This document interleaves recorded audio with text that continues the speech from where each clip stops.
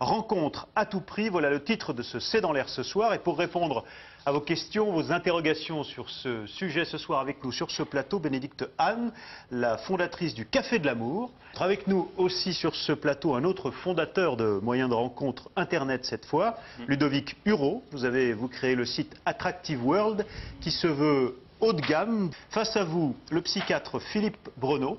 Vous êtes président de l'Observatoire international du couple et directeur d'enseignement en sexologie à l'Université Paris 5. Enfin, un sociologue, spécialiste des rapports privés et amoureux, François de Singly.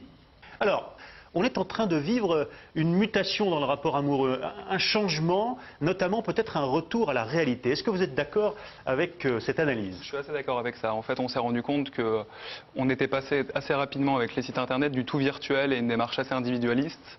Et ça a généré pas mal de gens qui étaient insatisfaits des sites de rencontres et assez déçus. Pourquoi est-ce qu'ils étaient déçus?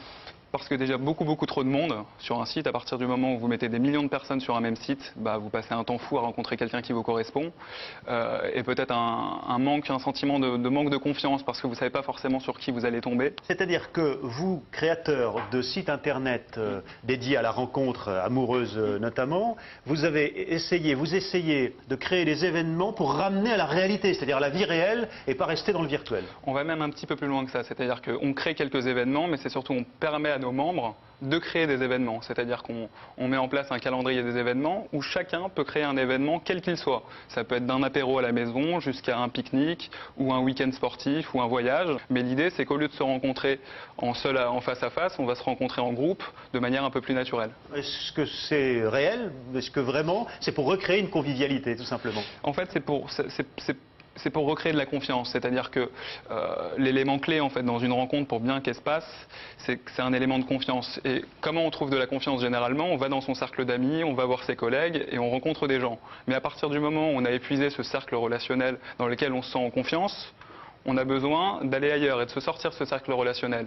Et l'idée de notre site est justement de se dire, vous allez rencontrer des gens qui vous correspondent, dans un univers de confiance et d'une façon qui est beaucoup plus naturelle que sur un site de rencontre un peu forme supermarché où vous allez avoir des millions de profils et vous allez être seul à pianoter. Mais est-ce que tout de même les sites internet n'ont pas un intérêt mercantile, immédiat, commercial à tout faire pour que les gens restent accros? Chaque entrepreneur construit son entreprise avec ses valeurs. C'est votre intérêt que les gens soient accros parce que... Notre intérêt c'est qu'ils soient heureux. Notre intérêt c'est qu'ils soient heureux parce qu'à partir du moment où vous avez un couple marié, il va en parler autour de lui, il va en parler autour de tous les amis célibataires qu'il va avoir et peut-être qu'un couple va vous ramener 10 célibataires.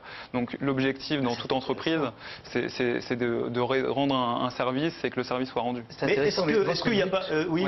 Non mais votre but c'est qu'il soit marié. Ça c'est paradoxal. Je trouve ça intéressant, je ne l'avais jamais entendu comme ça. Je vais mettre les pieds dans le plat, mais les gens qui créent des sites, leur objectif d'abord, peut-être que c'est de faire plaisir, mais c'est de gagner de l'argent. Et ça marche très bien, vous gagnez énormément d'argent. Comme les gens qui créent des chaînes de télé ou des maisons de production ou des yaourts, bien sûr que l'objectif c'est de gagner de l'argent parce qu'il y a un moment où il faut payer ses salariés et il faut pouvoir vivre. Mais c'est pas mauvais en soi, c'est la part d'arnaque que j'essaye de remarquer là parce que certains nous en parlent.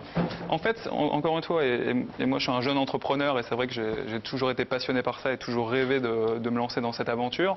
Je pense qu'il faut le faire avec ses valeurs, c'est-à-dire que ça dépend quel est votre objectif. Si quand vous créez votre entreprise, vous pensez déjà à la revente, peut-être que votre objectif c'est de gagner de l'argent à court terme et de sortir là-dedans. Si votre objectif c'est d'avoir une aventure, votre objectif c'est de faire plaisir à vos clients, c'est que les gens soient heureux et qu'ils parlent de votre site et de vous développer sur le long terme, vous ne raisonnez pas forcément comme ça. De toute façon, si j'ai bien compris, vous partez du principe que ça marchera à partir du moment où le client est satisfait. Bien entendu. Ouais. Donc s'il est heureux et qu'il tombe amoureux. À mon avis. Oui, génie marketing Attractive World finalement, puisque vous avez créé l'idée de rester du même milieu. En fait, c'est pas forcément du même milieu, c'est plutôt des styles de vie communs. Mais en fait, on donne le pouvoir du vote aux gens qui sont à l'intérieur du site.